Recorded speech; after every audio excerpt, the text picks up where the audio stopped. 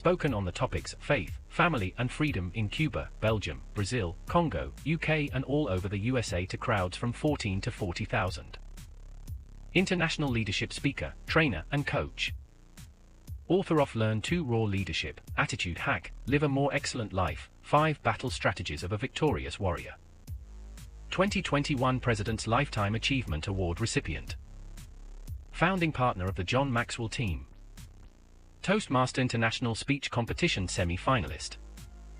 Founder of Tell It Like It Is TV, ThatGuyRocks.com and ThatGuySpeaks.com. Creator of Story Power TV, Transforming Grace TV, and Leading Leaders Podcast. Producer of 4 TV programs and podcasts for Liftable TV and World Trumpet Television as well as multiple social media channels. Please help me welcome J. Lauren Norris. You know, I grew up in an era where customer service was the top. It was the most important thing. And I grew up with this phrase that the customer is always right. Even when they're wrong, they're right. Even when they're uninformed, they're right. Even when their expectations are unrealistic, you got it, they're right. What does that have to do with leadership? Are leaders under that umbrella of customer service as well? That's what I want to talk about in this episode of Leading Leaders. You should probably stay tuned, like and subscribe, and share with everybody that you know who thinks that leaders and customer service are directly tied to each other. Subscribe now for our extensive video library of leadership lessons promoting faith, family, and freedom.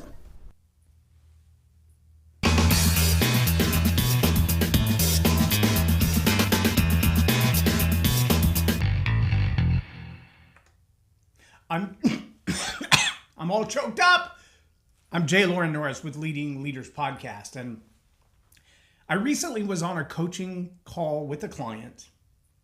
At about halfway through, I came this close to firing the client because the client had these, in my opinion, in my estimation, according to every other coach that I've ever worked with, that I've paid, and every other coach that I've worked alongside with as a peer, and every other coach that I've trained alongside with, and even my contract.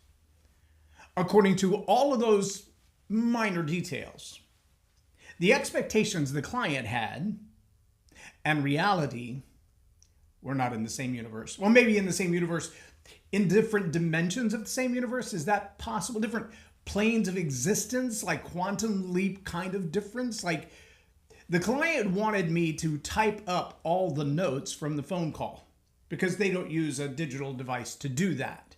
But even though I send them the recording of the entire Zoom encounter, they want me to type up, to transcribe the entire conversation and then outline and then make timestamps and then put everything in place. And I said, you know, that's not what I do. I mean, you could hire a virtual assistant for anywhere from $10 to $12 an hour, depending on what nation you're hiring them in. I mean, even in California, they're going to make only $20.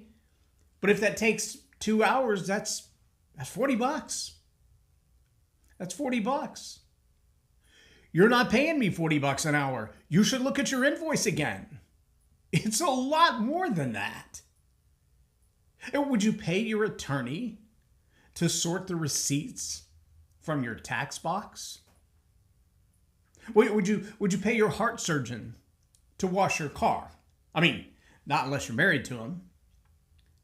But there are things that you have expectations of leaders in your life and various roles where you look to them and you think, oh, well, they'll take care of that. And see, as leaders, we have responsibilities to a lot of people. As leaders, we're responsible to our customer or our client. We're responsible to the board of directors. We're responsible to maybe the chairman of the board or anybody in the org chart that's higher up in the org chart than us. We're responsible to our spouse or our significant other. We're responsible to our children. We're responsible to even our peers and ultimately those we lead. We're responsible to them, meaning there are certain things that they rightfully expect of us. Or the board, they expect productivity and profit. The team leaders around us, the people on our team, most of the time they expect like perfection. Our family, they want presence and participation.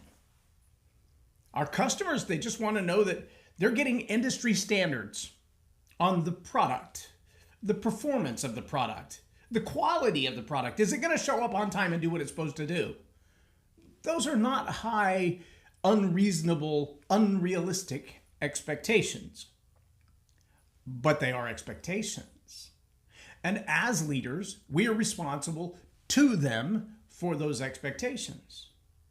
And we should do all that we can, all that's in our power to deliver on those expectations. That's part of our job. In some cases, say your child is a minor. Let's say you're a leader at a company like Enron, and you persuade, encourage, influence, empower people to do things that are a little shady, not necessarily against the law, but because of your behavior, they rewrite the laws kind of close to the margin of, I can't believe you did that. Now, in those two instances, there's some legal wrangling that you're going to find yourself dealing with, in which you will be held accountable for the behavior of others. But generally speaking, even with all of the people you're responsible to, the people you're responsible for, the one that brushes your teeth, combs your hair, washes your face, that one. That's who you're responsible for. Ultimately, your choices, your decisions, your actions, your attitudes, your behaviors, your consequences. And generally speaking, 95% of the time, the same is true of the people that you lead. By that I mean, when they have choices, have decisions, have actions, have attitudes, have behaviors, have production that misses the mark, or delivery that misses the expectations, that's not on you as much as it's on them. That's their role. That's their job. That's their responsibility. You're responsible to them to deliver your part, to do your best. What they do, it's not your problem. The consequences they face, not your problem. Now, obviously the caveat is, if they serve on your team and they fail to meet the expectations, and it impacts your ability to meet the expectations to your customer, to the board, to your family, to your peers, to the higher ups on your org chart, well, then you're going to have to do something about it. And sometimes the something you have to do about it requires a little candor, a little compassion, and a little candor. The ability to say, hey, Bob, you missed the mark. Sue, you didn't deliver this on time. Tom, I need you to step up to the plate and try that project again. Or I'm going to hand it off to somebody else because Jill would really like to do that project. And in that way, you're not responsible for them, meaning stop trying to micromanage them. Let them do the best they can with what they know and the skills that they have. And if you realize that they don't know something they should know, empower them. If there's something that you can see coming down the road that they're not quite ready for yet, you think they might fail at, mentor them. If you don't know where you're going, ask somebody who's been there before. These are not complicated processes, but they do tend to slip. They're like the memory leakage. You ever turn on your computer and you start working on a project? Maybe it's a very memory intensive project like video editing or data crunching. And you realize whatever you're doing is going to take a minute to finish. And so you get up and you go have a cup of coffee, and then you realize it's still not done yet. Maybe I'll just go ahead and take lunch. And so you take your lunch and you come back. And when you come back to your computer, you realize it's gone to sleep. And it didn't finish the task that it was working on before it went to sleep. It happens in video editing all the time. I change the settings. My little computer right here in the studio tends to go to sleep if I don't touch the mouse pad from time to time. And it goes to sleep with the monitor that's controlling the whole studio. And that's very frustrating, but it goes to sleep. And sometimes peripheral devices like an external hard drive will be disconnected to save battery power. Well, if what it's been doing is crunching video, if what it's been doing is crunching data, if what it's been doing is managing outside resources for the purpose of finishing the task that I assigned it to, and it goes to sleep, and it disconnects the peripherals, guess what it can't do? It can't finish the job it was assigned to. Now, I want you to take that very real scenario. This is more common with PCs than it is with Apple products. I'm not sure exactly why. I can just tell you, in my 35 plus years of playing with digital toys, that's something that I've learned hard. It doesn't matter the sleep timer that you put on it. If that machine gets tired, if it goes to sleep, if it powers down or goes into a power mode or it gets overheated, it will disconnect all its peripheries. And when it does, whatever hard drive it was sucking data off of to collab with the other software, it doesn't work anymore. And it has happened thousands of times, 45 minutes into a 2-hour render, and the project fails because it disconnected the hard drive when the screen went dark. And sometimes I will see it beginning to fade. I'll see the little sleep thing coming up, and then I reach for it and it's too late, and now I've got to wait for the computer for another 45 minutes to an hour, and then it happens to humans. Yep. I mean, if you see them at the desk, that's a problem, obviously. You get them some coffee. Maybe a Red Bull if you're into that. Maybe some air squats. I hear those are really good for getting the blood flowing again. Just do some air squats, because this, moving the muscles, making yourself breathe harder, this wakes up the brain. Strangest thing ever.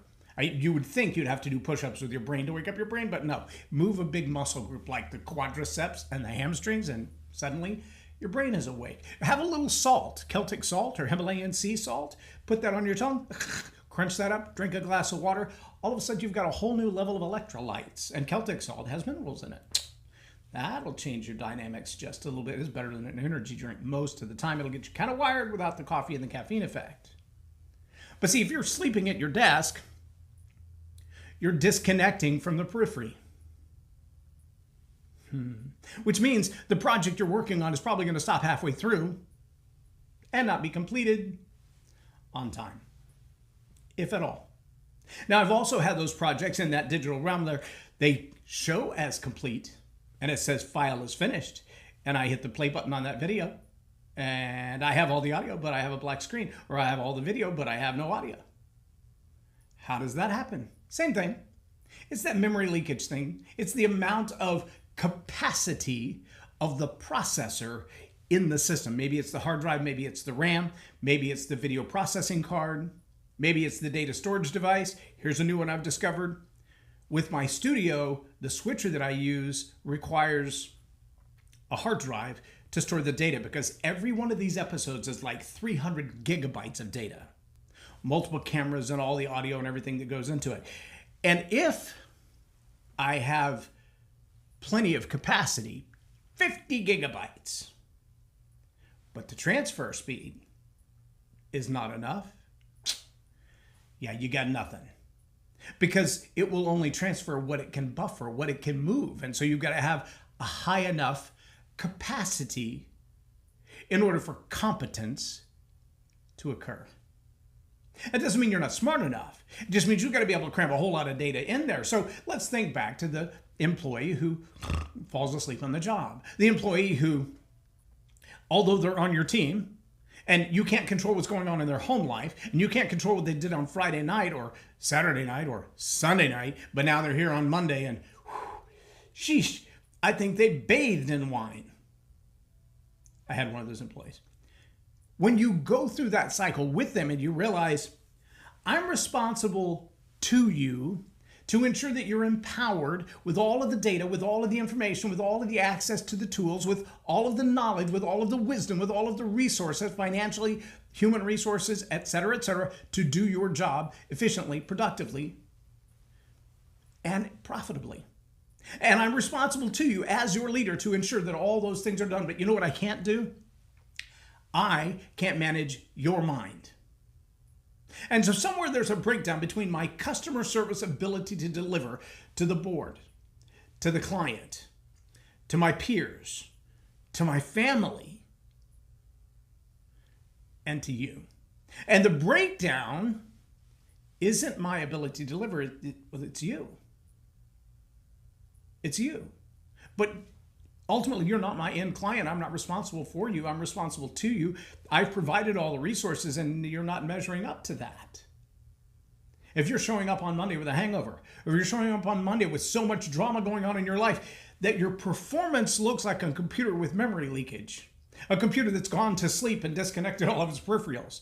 If you have some relational problem where you can't connect from the team that you serve with me to the team that has the external resources that you're required to perform your functions at the highest level, then we have a problem. And the problem that we have is you as a resource. And that we're going to have to fix. So how do we fix that? Well, there's a couple of ways, but there's one really big one. I believe it's Townsend that wrote the book. It's over there somewhere. Wrote the book Boundaries. Dr. John Townsend. Boundaries.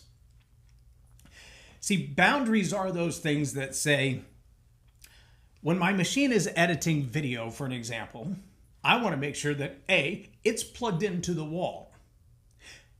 B, that the sleep power save feature is turned off. Not 1 minute, not 5 minutes, not 1 hour, not 2 hours, not when the system's not being utilized. It's off. Because the system's ability to read that power necessity, that power need, will change over time. If that feature is turned off and it's plugged into the wall, the odds that the system's going to go to sleep are much, much, much less. The next thing I might want to do is make sure that all of the external peripheries that are plugged into it for printers and scanners and other devices, if I don't need them to perform the function that I'm doing, disconnect them. Make sure that all the windows are closed. I don't have a browser open with 75 tabs. If you're ADD, you know exactly what that reference is to. If you are a relational suckerfish, you know, the one that sticks to the window and doesn't let go of issues and problems and relationships, and they're constantly on the drama device. The drama device. They're constantly contacting other people outside. They have nothing to do with the team. They have nothing to do with the project. They have nothing to do with getting it done and getting it done well or getting it done right. They're just sucking up resources of energy. People that are attached to these drama devices, maybe it's the social media device, maybe it's a direct message, maybe it's a phone call. But these conversations that just keep going on and on and on and on, they suck all the energy out. They just stick to something and they won't let it go. Those are like these peripheral devices that are sucking up power and sucking up attention and sucking up resources and no contribution whatsoever to productivity. That's a problem. And that's a problem that you have to manage. Boundaries. See, I can set those limitations for my computer and say, commit all the resources to the RAM, commit using whatever I need to. Once the RAM is bogged down, use some hard drive space for that. But whatever you got to do, finish this function by maximizing your capacity for this project. If that means that you've got to come in late on Friday so that you can stay late on Friday, or maybe it means you got to come in on Saturday afternoon or come in Saturday evening. Now, as a self-employed entrepreneur running my own businesses, there are times that I work 18, 20 days straight. I don't get a day off at all. And then there are times that I take a day off and it's Wednesday. People are like, what, are you retired? You don't have to work on Wednesdays? No, but I worked on Saturday and Sunday for the last 3 weeks in a row. So that was Monday through Friday, Saturday, Sunday, Monday through Friday, Saturday, Sunday, Monday through Friday, Saturday, Sunday, Monday, Tuesday. I'm taking Wednesday off. Get over it. Just get over it. I think in the corporate world, we called that flex time. Because there were times that I had to travel on a Monday and I didn't get home until the following Thursday. And so I lost my entire weekend on the road for the company. And while I was on the road for the company, I worked 65, 70 hours because I couldn't get done in a daytime compartment everything that needed to be done. I had to grind through evening meetings, sales calls, that kind of stuff. And so when I would come home, my boss would allow me to take a couple of days off in the middle of the week as paid time off or as comp time for the weekend that I'd work. Now, I know all this is foreign to those of you who think, go to work. What does that mean? I got my first job in the pandemic and I've never been to an office. I don't know what one of those looks like. It's a different world. But it's the same concept. Imagine how much harder it is when you're sitting in your living room and you're trying to do a job that requires all of your attention and all of your focus and all of your assets and all of your resources to be right here, and then beep, beep, beep, the dishwasher's done.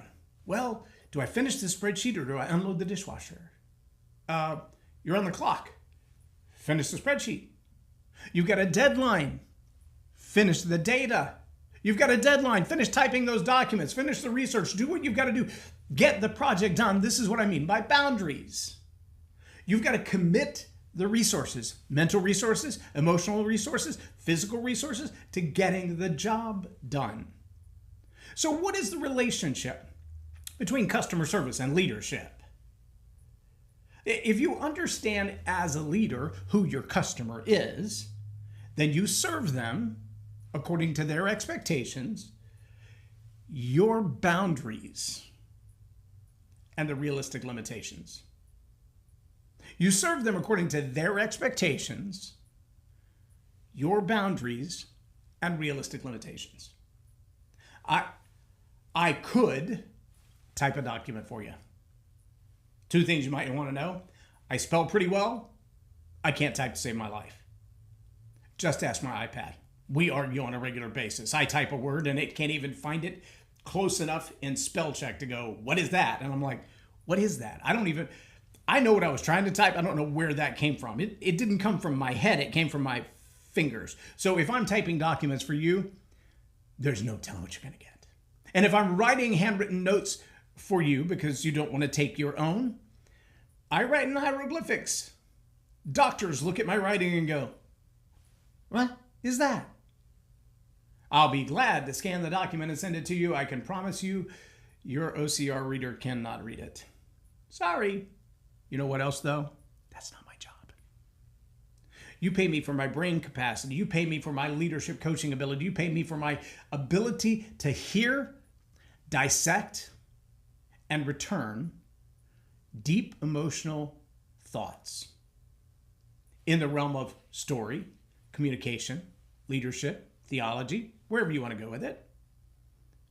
That's what my brain is for. That's what I do best. Yes, I mow my own yard. Yes, I weed eat my own yard. Yes, I do many of my own construction projects on our mobile studio, et cetera, et cetera, et cetera. I do pay some people to do those things, but generally speaking, you do not want to pay me to do those things for you. No. You don't want to pay me to do your SEO. You don't want to pay me to do your video editing. I'll do it. It's $5,000 an hour. Is that a reasonable price? No. Why is it that high?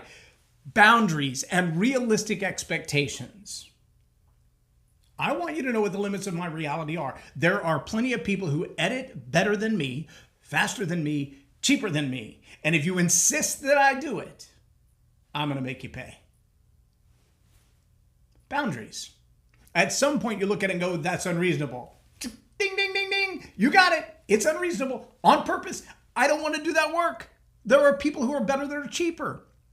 Now, see, the challenge that we have a lot of times in this leadership customer service capacity is that we feel like we have to serve everyone all the time to the best of their satisfaction. No! We do not have to serve everyone. The customer isn't always right. Sometimes they're loony. Sometimes they're just bat's not crazy. Their expectations have no contact with reality whatsoever. I think of these gags that people have pulled like, I've stopped to fill up my tires with air, Dad, and I need $400 because they're putting the really good air in, the helium stuff that makes the car travel faster. And Dad's on the other side going, if you're that stupid, just come home and turn in your keys. because I'm not paying for insurance on a car that you're driving if that's what you think about this world, because you're just not even here anymore. All right, if that's the kind of expectation, the kind of lack of contact with reality that you're dealing with in one of your team members or one of your board members or one of your clients, it's going to be really hard for you to live up to their expectations. They don't have any contact with reality. So you're going to have to set some boundaries as a leader and go, you know what? I will do the best I can for you up to this point. But if I need to take the project away from you and give it to somebody who can get it done, who has the tenacity, the capacity, and the competence, I will serve everyone else that I'm responsible to a whole lot better.